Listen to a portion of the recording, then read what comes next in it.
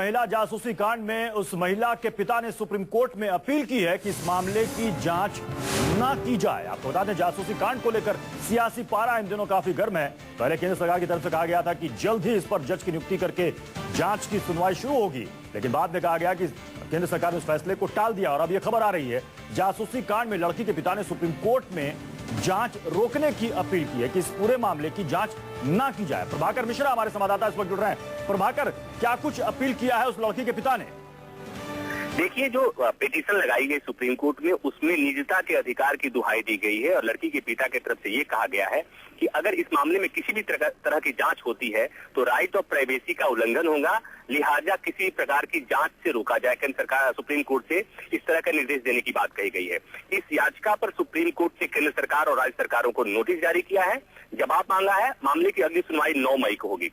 प्रत्युष, लेकिन इसमें बात यहाँ आती है कि लड़की के जो पिता हैं, उन्होंने ही मानवाधिकार महिला आयोग में भी एक चिट्ठी लिखी थी। उसके बाद से राजनीति काफी तेज हो गई थी कि वो चिट्ठी क्या वाकई में उन्होंने लिखा था। लेकिन चूंकि यहाँ मामला सुप्रीम कोर्ट में याचिका के तौर पे आया है, तो यहाँ पर जाहिर है कोई विवाद नहीं होगा, कोई राजनीति नहीं होगी। अब देखना ही होगा कि जब 9 तारीख को सुनवाई होगी। पहले आपको याद होगा, जब ये मामला सामने आया था तब एक लेटर जारी किया गया, तो उस पर भी सियासत हुई कि लेटर जबरन लिखा गया, लेटर सही है या गलत है। लेकिन शायद ये पहली बार है जब लीगल एक्शन लिया है, लीगल कदम उठाया है उस लड़की के पिता ने।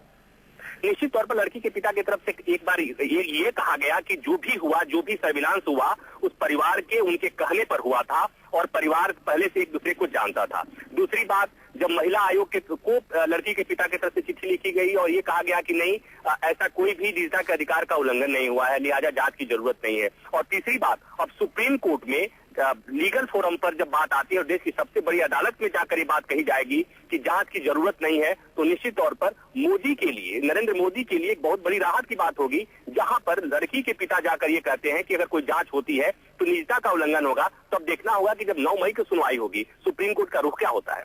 जी, नरेंद्र मोदी के साथ साथ अमित शाह को भी इस मामले में बड़ी राहत। चलिए, बहुत बहुत शुक्रिया प्रभाकर इस पूरी जानकारी के लिए।